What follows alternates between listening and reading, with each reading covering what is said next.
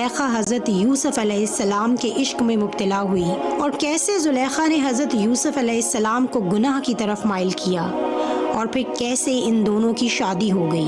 اللہ پاک نے ان کے بطن سے کون سے دو پیغمبر پیدا کی، آج یہی تفصیلات ہم اپنی اس ویڈیو میں بیان کریں گے، لہٰذا آپ سے گزارش ہے کہ ہماری اس ویڈیو کو آخر تک ضرور دیکھیے گا۔ پیارے دوستو، رائل جو کہ تاریخی کتابوں میں زلیخا کے نام سے مشہور ہوئی، انتہائی خوبصورت شہزادی تھی۔ علامہ ابن کثیر لکھتے ہیں کہ 9 سال کی عمر میں زلیخا کو حضرت یوسف علیہ السلام کا خواب میں دیدار ہوتا ہے تو وہ اسی وقت سے حضرت یوسف علیہ السلام کی دیوانی ہو جاتی ہے۔ کچھ سالوں کے بعد ان کو حضرت یوسف علیہ السلام دوبارہ خواب میں عزیز مصر کے روپ میں نظر آتے ہیں اور زلیخا بی بی کی قسمت ایسی کہ اسی سال عزیز مصر کا رشتہ ان کے لیے آ جاتا ہے۔ وہ فوراً شادی کے لیے ہاں کر دیتی ہیں کیونکہ وہ سمجھتی ہیں کہ حضرت یوسف علیہ السلام ہی عزیز مصر ہیں۔ شادی کے بعد زلیخا کو یہ پتہ چلتا ہے کہ یہ لڑکا تو وہ نہیں جو مجھے خواب میں نظر آیا کرتا تھا۔ کچھ ہی عرصے بعد حضرت یوسف علیہ السلام مصر کے بازار میں بکنے کے لیے لائے جاتے ہیں اور زلیخا کے شوہر عزیز مصر حضرت یوسف علیہ السلام کو ان کے وزن کے برابر سونا اور کچھ ریشمی کپڑے دے کر خرید لیتا ہے اور اپنے گھر لے آتا ہے۔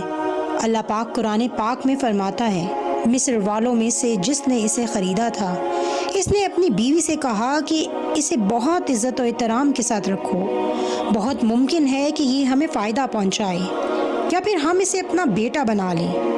یوں ہم نے مصر کی سرزمین میں حضرت یوسف علیہ السلام کے قدم جما دیے۔ حضرت یوسف علیہ السلام محل میں سکون سے رہنے لگے۔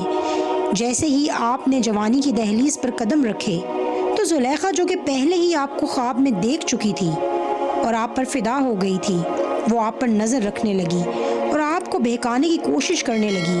زلیخا نے سوچا کہ میں نے ہر طرح سے یوسف علیہ السلام سے اپنا مطلب پورا کرنا چاہا لیکن انہوں نے اپنے آپ کو اچھی طرح سے روکے رکھا ہے، تو اس نے اپنے خاوند کی منت سماجت کی کہ شہر بھر میں یوسف کی وجہ سے میری ضلالت ہو چکی ہے، اب بہتر یہی ہے کہ تم یوسف کو قید میں ڈال دو۔ عزیز مصر نے حضرت یوسف علیہ السلام کو قید میں ڈال دیا۔ پھر 7 سال بعد ایک انتہائی عجیب و غریب خواب جو کہ عزیز مصر کو آیا تھا، اس کی تعبیر بتانے پر حضرت یوسف علیہ السلام کو رہائی مل گئی۔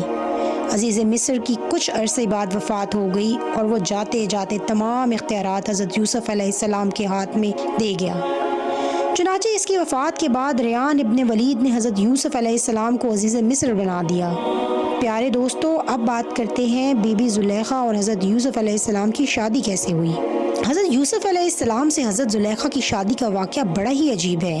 پیارے دوستو، عزیز مصر کی موت کے بعد چونکہ زلیخا تنگ دست اور محتاج ہو چکی تھی اور اس کی آنکھوں کی بینائی بھی جا چکی تھی، تو کسی نے اسے مشورہ دیا کہ آپ حضرت یوسف علیہ السلام جو کہ اس وقت شاہ مصر ہیں، آپ ان سے اپنا معاملہ ذکر کریں، ہو سکتا ہے کہ وہ آپ پر رحم فرمائیں اور آپ کی مدد کر دیں اور آپ کو غنی کر دیں، کیونکہ آپ نے بھی تو ان کا خیال رکھا تھا اور انہیں عزت دی تھی۔ اس پر کسی نے بتایا کہ ایسا نہ کیجیے گا کیونکہ ہو سکتا ہے کہ حضرت یوسف علیہ السلام کو آپ کا وہ سلوک یاد ہو جو آپ نے ان پر الزام لگایا تھا اور انہیں کافی تکلیف کا سامنا کرنا پڑا تھا اور آپ کی وجہ سے ہی وہ 7 سال جیل میں بھی رہے تھے۔ یہ بات سن کر زلیخا خاموش ہو گئی اور انہوں نے حضرت یوسف علیہ السلام کے پاس جانے کا ارادہ ترک کر دیا۔ کچھ عرصے کے بعد حضرت یوسف علیہ السلام تقریباً 1 لاکھ معززین اور اپنے وزیروں مشیروں کو لے کر شہر کی طرف نکلے۔ جس راستے سے حضرت یوسف علیہ السلام نے گزرنا تھا، اسی راستے پر بی بی زلیخا بیٹھی ہوئی تھی۔ اس نے حضرت یوسف علیہ السلام کی خوشبو محسوس کر لی۔ جب آپ قریب پہنچے تو وہ کھڑی ہو گئی اور یوسف علیہ السلام کے پاس آنے پر بلند آواز میں کہنے لگی کہ وقت نے کیا سے کیا کر دیا، جس نے بادشاہ کو غلام اور غلام کو بادشاہ بنا دیا۔ حضرت یوسف علیہ السلام نے پوچھا کہ اے بی بی تم کون ہو؟ وہ عرض کرنے لگی میں وہی ہوں جو آپ کی خدمت کیا کرتی تھی، کیونکہ عزیز مصر جب حضرت یوسف علیہ السلام کو خرید کر اپنے محل میں لایا تھا تو زلیخا حضرت یوسف علیہ السلام کے بالوں میں کنگھی کیا کرتی تھی اور اس کے ساتھ ساتھ ان کے رہنے کی جگہ کو بھی خود صاف کرتی تھی۔ زلیخا نے کہا کہ میں اپنے گناہوں کی سزا بھگت چکی ہوں، میں کمزور ہو چکی ہوں، غریب اور لاچار ہو چکی ہوں۔ آپ دیکھ رہے ہیں کہ میں بوڑھی بھی ہو چکی ہوں، آنکھوں کی بینائی بھی چلی گئی ہے۔ پہلے مصر کے لوگ مجھے دیکھ کر خوش ہوا کرتے تھے اور وہ اب مجھے دیکھ کر میری طرف دوبارہ دیکھنا بھی پسند نہیں کرتے۔ زلیخا کی درد بھری داستان سن کر حضرت یوسف علیہ السلام کو بہت دکھ ہوا۔ ان کی آنکھوں میں آنسو جاری ہو گئے۔ حضرت یوسف علیہ السلام نے زلیخا سے فرمایا کہ کیا آپ کے دل میں اب بھی ہمارے لیے کچھ محبت باقی ہے؟ زلیخا نے کہا جی ہاں، اس کی قسم جس نے حضرت ابراہیم علیہ السلام کو خلیل اللہ بنایا، مجھے آپ کی طرف دیکھنا زمین پر سونا چاندی ملنے سے زیادہ اچھا لگتا ہے۔ آپ یہ باتیں سن کر وہاں سے چلے گئے اور پھر آپ نے حضرت زلیخا کی طرف پیغام بھیجا کہ اگر تمہاری رضامندی ہو تو ہم نکاح کر لیتے ہیں، اور اگر تم شادی شدہ ہو تو ہم تمہیں غنی کر دیں گے۔ بہرحال کچھ عرصے بعد حضرت یوسف علیہ السلام نے ان سے نکاح کر لیا۔ آپ ان کے پاس آئے، آپ نے نماز ادا کی اور پھر اللہ تعالیٰ سے اس کے عزم اعظم کے وسیلے سے دعا مانگی۔ اللہ تعالیٰ نے دعا قبول فرمائی اور بی بی زلیخا کی جوانی واپس آ گئی۔ آپ کی آنکھیں بھی واپس آ گئیں اور وہ آپ پر ایمان لے آئیں، اور اس طرح بی بی زلیخا حضرت یوسف علیہ السلام کی زوجیت میں شامل ہو گئیں۔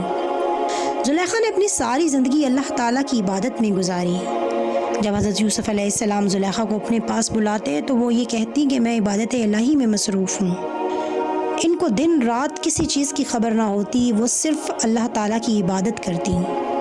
آخر ایک دن حضرت یوسف علیہ السلام نے فرمایا تم تو میری محبت میں دیوانی تھی، اب تمہیں کیا ہوا؟ تو زلیخا نے عرض کیا کہ یہ اس وقت کی بات ہے جب میں محبت کی حقیقت سے آگاہ نہ تھی۔ اب چونکہ مجھے محبت کی حقیقت معلوم ہو چکی ہے، اب مجھے اللہ کی محبت میں کسی کو شریک کرنا گوارا نہیں ہے۔ حضرت یوسف علیہ السلام نے فرمایا کہ مجھے اللہ تعالیٰ نے فرمایا ہے کہ مجھے آپ کے بطن سے 2 بیٹے عطا فرمائے گا اور وہ دونوں نبی ہوں گے۔ یہ بات سن کر حضرت زلیخا نے اللہ پاک کے حکم کی اطاعت کی بنا پر سر جھکا دیا۔ پیارے دوستو، بی بی زلیخا کے بطن سے اللہ تعالیٰ نے حضرت یوسف علیہ السلام کو 2 بیٹے عطا فرمائے جو کہ دونوں نبی تھے، جن کے نام آفرین بن یوسف اور میشا بن یوسف تھا۔